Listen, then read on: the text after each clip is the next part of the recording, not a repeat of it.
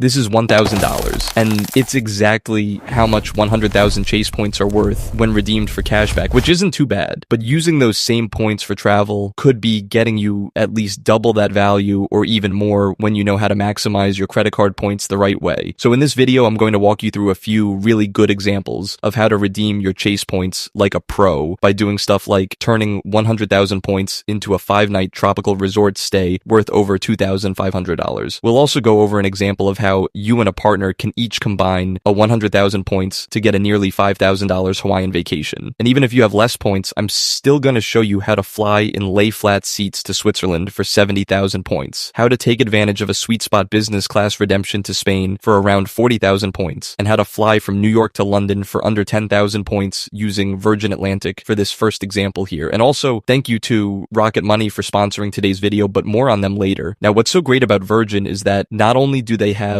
super cheap pricing for economy, premium economy, and upper business class seating, but they also have a really nice free reward search tool that makes finding points deals super easy for anyone to do. All you got to do is head over to the Virgin Reward seat checker that you can do a quick Google search to find, and then over there we're going to select New York JFK as the departure and London Heathrow as the destination. We're also going to search in October for this example, and when we click on Find Reward Seats, we're going to see a whole calendar view of the lowest reward pricing on each day. And like I said, you're going to find great deals for each fare class. However, since we're on a budget of 10,000 points here, what we're going to do is we're going to look into the days where economy is available for only 6,000 points one way, like we can see here on October 9th. And then we'll go ahead and click on Find My Reward Seats at the bottom. That's going to bring up a search page where you can go ahead and log into your Virgin Atlantic account, which is free to create if you don't already have one. And then we're just going to go and look up the same October 9th date that we saw from that calendar. So right here within these results, we're able to confirm that there is an economy seat that's available for only 6,000 points plus $76 in taxes and fees. And that's honestly already a steal here. But if there's ever any transfer bonuses going on from Chase or any other transferable bank points currency like MX, Capital One, Citi, or Bilt, which also transfers to Virgin, then this price could be even lower than the 6,000 points. Now, Virgin recently moved to a dynamic pricing model on reward seats bookable with points. So the pricing here is going to vary based on factors like demand and seasonality. But compared to pricing on a lot of other European airlines, economy pricing like this on Virgin is still incredibly hard to beat. So this is always going to be a good option for travel over to Europe or within Europe, especially if you have to book tickets for multiple people using points. Now, the last step before we actually transfer any of our Chase points to book this, as we want to make sure we're getting a good deal. And to do that, we want to calculate what's called the cent per point value by also seeing what the cash price on the same ticket would be. So running the same search over on Virgin's website, they're selling classic economy tickets for $374, which we'll use in the cent per point calculation. And then we'll just take $374 as the cash price and subtract the taxes and fees of $76 on the reward seat. And then we just divide all that by 6,000 points required to book this. The reason why we need to do the cash price minus the taxes and fees from the reward pricing in the numerator of this equation is just because in both these methods for booking this, we're going to have to be paying some cash out of pocket no matter what. So the difference between these two numbers is going to be the amount of cash that we're actually saving here in this example. But anyway, that's going to give us a value of 4.97 cents per point, which is honestly insanely good considering this is an economy redemption all the way over to Europe. And just as a reference, Chase would charge us nearly 30,000 points if we tried booking this exact same flight through their portal with a card like the Sapphire Preferred. So even though we have to pay a small amount in taxes and fees, we're still saving 80% on the points price by transferring here. And the same thing is honestly going to be true for the rest of the examples here in this video, where transferring points is going to be significantly cheaper than booking in a travel portal. Also, for anyone who's a beginner with this points of miles stuff, getting 1 CE per point is sort of the baseline value for Chase points when redeeming for cashback. But when we find anything that's around at least 2 cents per point or higher when transferring, that's generally when it's considered a good deal and a good use of points. Now, that was a great economy flight redemption, but with this next example here, I want to go over how to fly from Chicago to Madrid in business class for super cheap around just over 40,000 points by taking advantage of a sweet spot redemption. So to make this work, we're going to be looking for business class award availability directly on Iberia's website during what they classify as off-peak dates. And the reason for that is because this Chicago to Madrid Iberia flight only cost 40,500 AIOS or points during off-peak times when booking through Iberia. Now, to be honest, as I was writing the script for this video, this deal was even cheaper at only 34,000 obvious, which has always been a sweet spot for years in the whole points and miles world. world. But literally overnight, right before I was going to film this video today, Iberia devalued this redemption and increased pricing up to 40,500 EOS for this route. So just another example here of why it's always important to make sure you're using your points, because devaluations are always happening. Now, technically, the pricing of 40,500 EOS for off-peak business class on Iberia is supposed to be only for East Coast cities like New York and Boston to Madrid, but Iberia prices this route from Chicago to Madrid the same as those East Coast cities. So we're going to go ahead and take advantage of that pricing for this video, just because even after this devaluation, paying a little bit over 40,000 EOS or points is still going to be a great deal. Now, Iberia's website either is not loading their 2026 peak versus off-peak calendar right now, or they may have just stopped publishing it altogether, but this calendar that I found online shows us what 2025's dates were to sort of give us an estimate of what's considered as off-peak dates in white here, where we might find the best deals. So,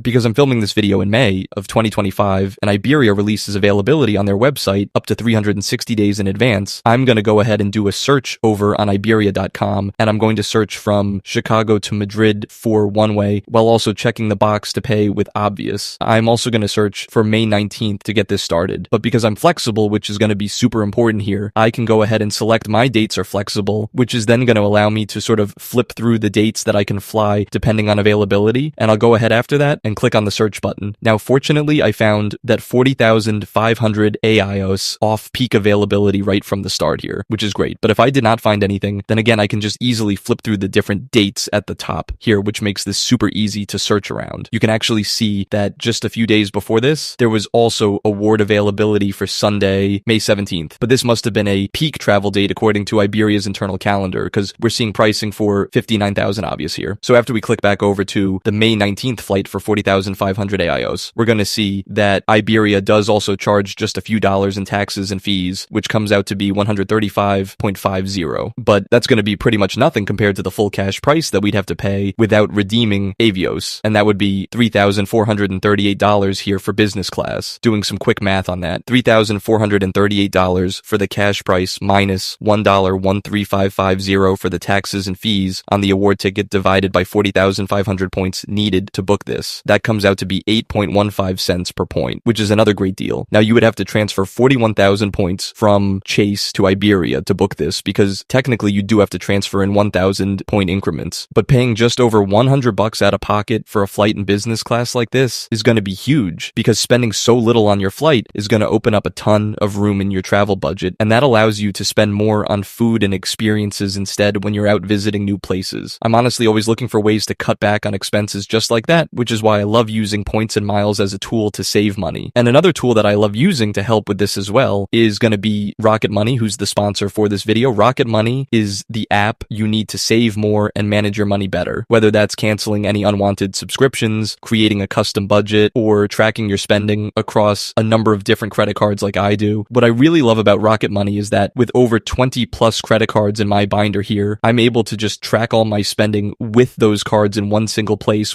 And thank you again to Rocket Money for sponsoring today's video. Now, next here, we're going to jump up a level to redeeming 70,000 Chase Ultimate Rewards points. And for this one, we're going to take a trip to Switzerland with Swiss Air Business Class by taking advantage of an Airline Alliance partnership. So for this route, we're going to be looking to fly from Washington Dulles Airport to Zurich, Switzerland. And we're going to have to find award availability to start here. So I'm going to go ahead and use a tool called Seats that I really like for saving time during this whole search process. So over here on their website, I'm going to enter IAD for Washington Dallas as the origin and ZR for Zurich as the destination. And I'm going to be flexible on my dates. So using Seats Aero Pro, I'm just going to search for the middle of August for plus or minus 14 days. Now, when I click on search and then sort the results for the cheapest nonstop business class prices in green, I'm seeing several dates of availability with Air Canada's Aeroplane program. So I'm going to go ahead and select the one on August 9th by just clicking on the little information icon on the right. Now on the screen, I can see that there should be a direct flight in business class that's on Swiss Air because their logo is being used here. And this is going for 70,000 Air Canada Aeroplane points, which I can transfer to from Chase, plus around $78 Canadian, which is around $56 US. But obviously, before I transfer any points, first I got to confirm this is actually available in points over on Air Canada's website. And then I also want to double check the cash price so that way I know whether or not this is going to be a good cent point value to make this a good use of my points. Now, doing a point search through Air Canada for the same exact August 9th date is going to show go, this flight actually is available with plenty of award seats for 70,000 airplane points, plus a small amount for taxes and fees, which is great. And then, if we also do a search for the cash price on the Swiss Air website, we can see this flight would normally cost $6. One, if we did not use points. To find the cent per point value on that, we'll just take the cash price minus the roughly $56 in taxes and fees from the award ticket, and then we'll divide all that by the 70,000 Air Canada airplane points that we can transfer from Chase. And that gives us around 8.49 cents per point in value, which is another amazing deal. Now, this flight is on an Airbus A330, and these business class seats on this flight are definitely not as high-end as some of the other European airlines, but still, for a lay-flat seat that's flying non-stop over to Switzerland, it's not a bad way to start a trip to such a cool country that's got a ton of things to see. Alright, so we've talked about a few flight redemptions at different price points so far, but what about hotel stays? Because Chase has access to, in my opinion, the best hotel transfer partner, which is Hyatt. So next year, let's go ahead and talk about optimizing 100,000 Chase points with some Hyatt resorts in popular places like Puerto Rico and Hawaii. Now, part of the reason why Hyatt is going to be so valuable as a transfer partner is because they use a fixed award chart to determine how many points each hotel is going to cost per night versus some other hotel programs out there who use more of a dynamic pricing model, which causes points prices to go up and down based on demand and other factors. So this is Hyatt's award chart right here. And if we have 100,000 points to work with for this example, then one of the sweet spots that I would look at is spending 5 nights at a category 5 property, because those are going to go for 20,000 points per night for standard pricing. Now, one of my favorite properties in this range that I've been to, and I think is definitely underrated as a category 5, is the High Regency Grand Reserve Puerto Rico. So let's say that we wanted to go there for a nice 5-night stay in the middle of May next year. All I would do is I would run a search for the nights that I wanted to stay there, while also making sure to check this box here that says use points. And then on the results page, if I see rooms that are showing up for standard room free nights while this use points button is on, then that's going to mean there is award availability on those dates. Now, if I did not see any award nights show up, then I would get a message like this that says there's no available rooms, or that this hotel is not accepting World of High Points or awards during those dates.